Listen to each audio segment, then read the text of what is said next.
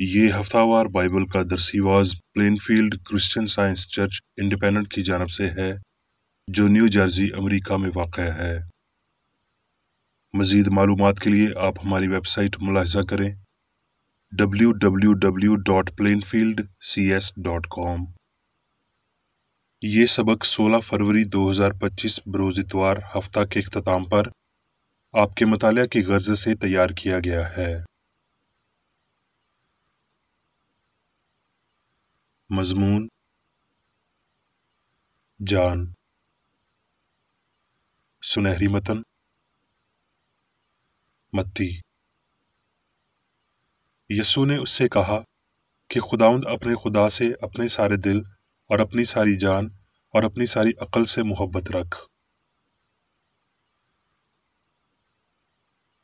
جوابی مطالعہ: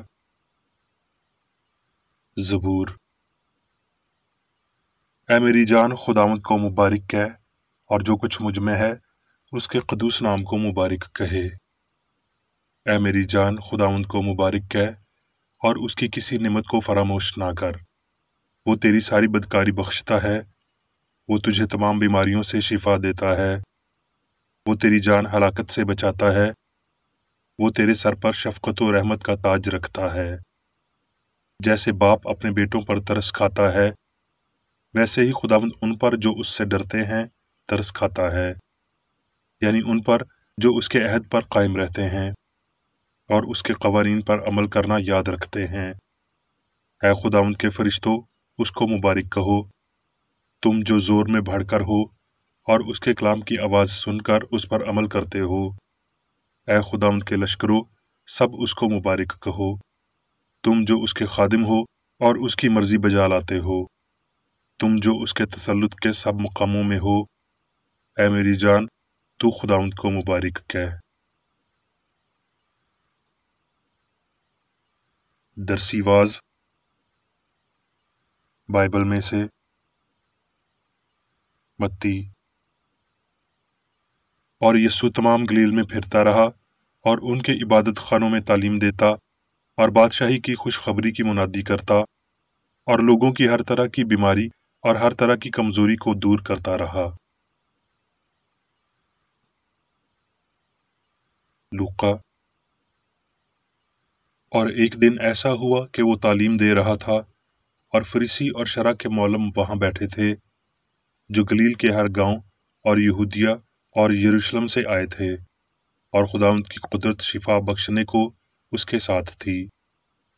اور دیکھو کئی مرد ایک آدمی کو جو مفلوج تھا چارپائی پر لائے اور کوشش کی کہ اسے اندر لا کر اس کے آگے رکھیں، اور جب بھیڑ کے سبب سے اس کو اندر لے جانے کی راہ نہ پائی تو کوٹھے پر چڑھ کر کپریل میں سے اس کو کھٹولے سمیت بیچ میں یسوع کے سامنے اتار دیا۔ اس نے ان کا ایمان دیکھ کر کہا، اے آدمی، تیرے گناہ معاف ہوئے۔ میں تجھ سے کہتا ہوں، اٹھ، اپنا کھٹولا اٹھا کر اپنے گھر جا۔ اور وہ اسی دم اس کے سامنے اٹھا، اور جس پر پڑا تھا اسے اٹھا کر خدا کی تمجید کرتا ہوا اپنے گھر چلا گیا۔ متی۔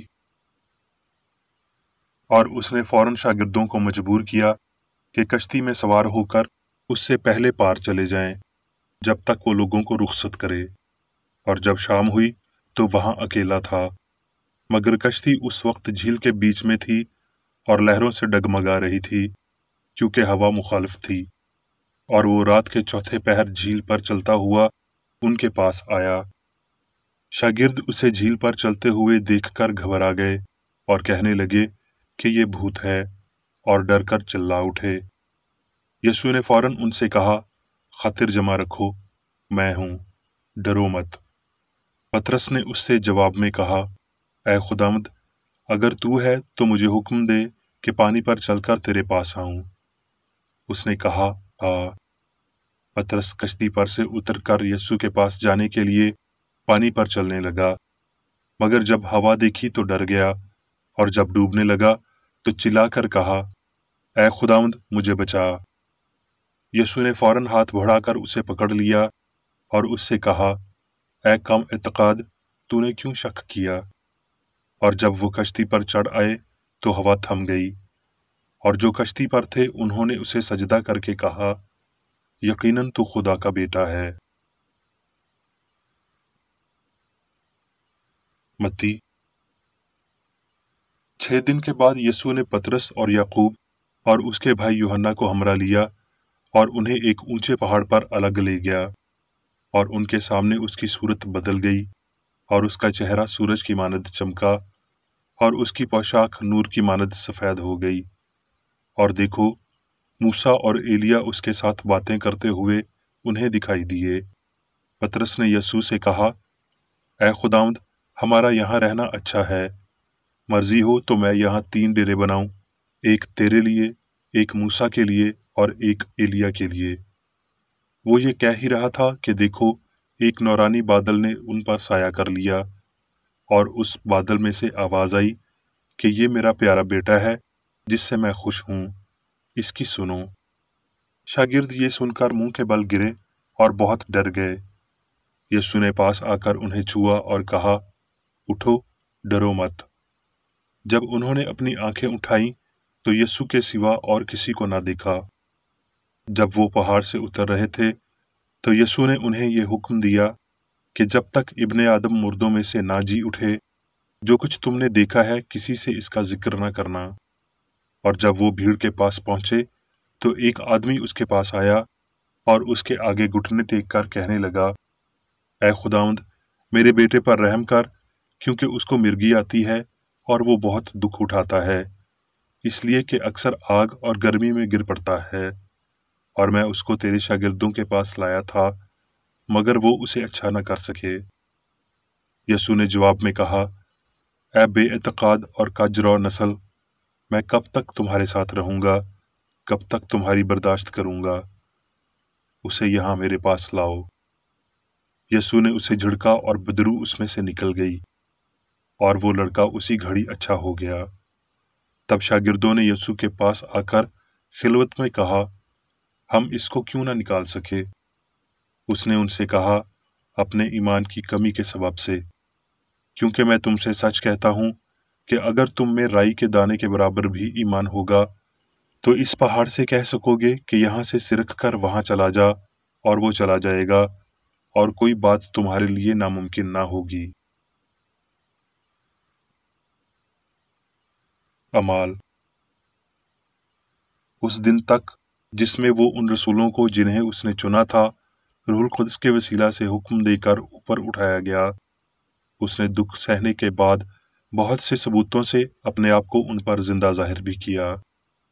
चुनाचे वो 40 दिन तक उन्हें नजर आता और खुदा की बादशाही की बातें कहता रहा। उसने उनसे कहा, जब रूहुल कुद्स तुम पर नाजिल होगा तो तुम कुव्वत पाओगे। ये कहकर वो उनके देखते देखते ऊपर उठा लिया गया, और बदली ने उसे उनकी नजर से छुपा लिया। और उसके जाते वक्त जब वो आसमान की तरफ गौर से देख रहे थे तो देखो, 2 मर्द सफेद पोशाक पहने उनके पास आ खड़े हुए और कहने लगे, ऐ गलीली मर्दो, तुम क्यों खड़े आसमान की तरफ देखते हो? यही यीशु जो तुम्हारे पास से आसमान की तरफ उठाया गया है, इसी तरह फिर आएगा जिस तरह तुमने उसे आसमान पर जाते देखा है।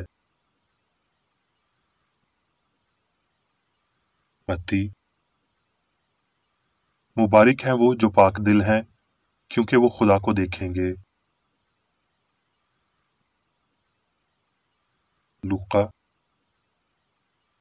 क्योंकि देखो, खुदा की बादशाही तुम्हारे दरमियान है। अब मैं मेरी बेकर एडी की तहरीर करदा क्रिश्चियन साइंस की दरसी किताब साइंस और सेहत आयात की कुंजी के साथ में से ली गई तहरीरें पढ़ूंगा। साइंस और सेहत। जान या रूह खुदा है, नाकाबिल तब्दील और अबदी, और इंसान जान खुदा के साथ वजूदियत रखता और इसकी अक्कासी करता है, क्योंकि इंसान खुदा की शबीह है।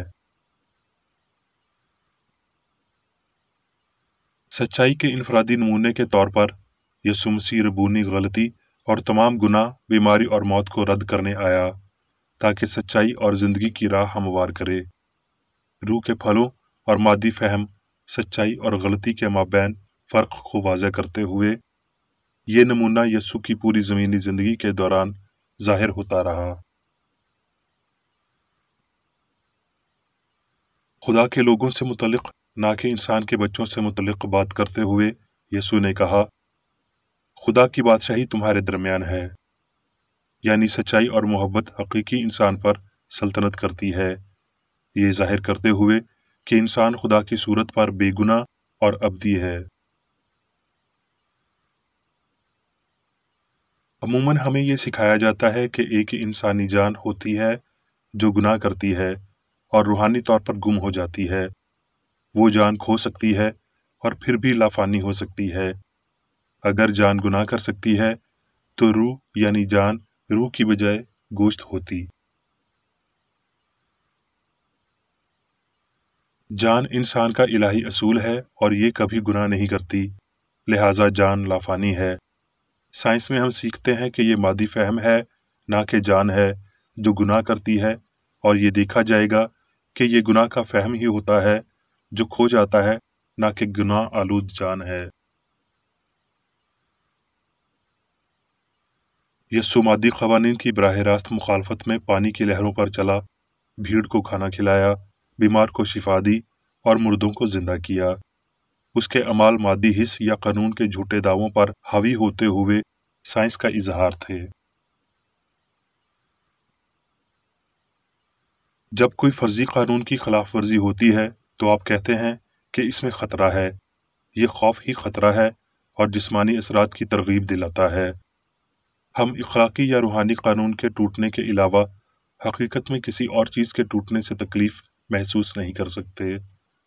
فانی یقین کے نام نہاد قوانین یہ سمجھنے سے تباہ ہوتے ہیں کہ روح غیر فانی ہے، اور یہ کہ فانی سوچ وقت، ادوار اور بیماری کی اقسام کی قانون سازی نہیں کر سکتی، جس سے فانی لوگ مرتے ہیں۔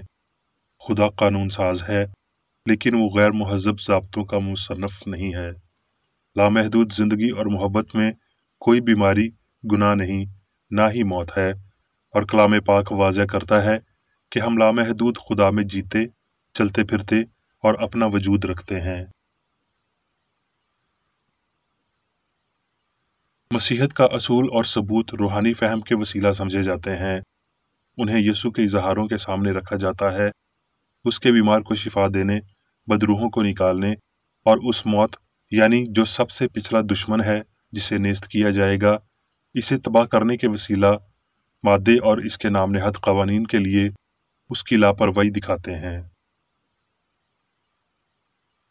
یہ جانتے ہوئے کہ جان اور اس کی خصوصیات ہمیشہ کے لیے انسان کے وسیلہ ظاہر کی جاتی رہی ہیں، مالک نے بیمار کو شفا دی، اندھے کو آنکھیں دی، بہرے کو کان دیے، لنگڑے کو پاؤں دیے۔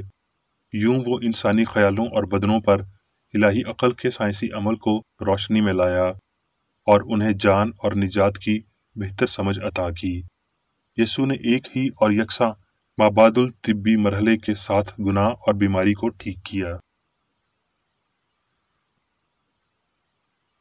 جان کے لیے انسان مادی رہائش نہیں ہے، وہ خود روحانی ہے۔ یہ عقیدہ کہ خدا مادے میں رہتا ہے شرک ہے۔ وہ غلطی جو کہتی ہے کہ روح بدن میں ہے، عقل مادے میں ہے اور اچھائی بدی میں ہے، اسے اپنے یہ الفاظ واپس لینے چاہیے اور ایسی باتوں سے پرہیز کرنا چاہیے، وگرنہ خدا انسانیت سے پوشیدہ رہنا جاری رکھے گا اور بشر یہ جانے بغیر کہ وہ گناہ کر رہے ہیں، گناہ کرتے رہیں گے، روح کی بجائے مادے کی طرف رجوع کریں گے، لنگڑے پن سے لڑکھڑائیں گے، نشے میں گریں گے، بیماری سے فنا ہوں گے۔ یہ سب ان کے اندھے پن خدا اور انسان سے متعلق ان کے جھوٹے فہم کے سبب ہوگا۔ تو اپنے سارے دل، اپنی ساری جان اور اپنی ساری طاقت سے خداوند اپنے خدا سے محبت رکھ۔ اس حکم میں بہت کچھ شامل ہے، حتیٰ کہ محض مادی احساس، افسوس اور عبادت۔ مخفی مسیح نام نہاد ذاتی حواس کے لیے ناقابل ادراک تھا، جبکہ یسوع جسمانی وجودیت میں ظاہر ہوا تھا۔ دیدہ اور نادیدہ خواص والی روحانی اور مادی یہ دوہری شخصیت ابدی مسیح اور جسمانی یسوع بدن میں ظاہر ہوا۔ مالک کے اوپر اٹھائے جانے تک یہ جاری رہا، جب تک کہ انسانی مادی نظریہ یا یسوع غائب نہیں ہو گیا، جبکہ روحانی خودی یا مسیح دنیا کے گناہوں کو اٹھائے ہوئے الہی سائنس کی ابدی ترتیب میں موجود رہنا جاری رہا، جیسا کہ مسیح نے ہمیشہ ہی کیا، حتیٰ کہ فانی آنکھوں کے لیے انسانی یسوع کے مجسم ہونے سے بھی قبل۔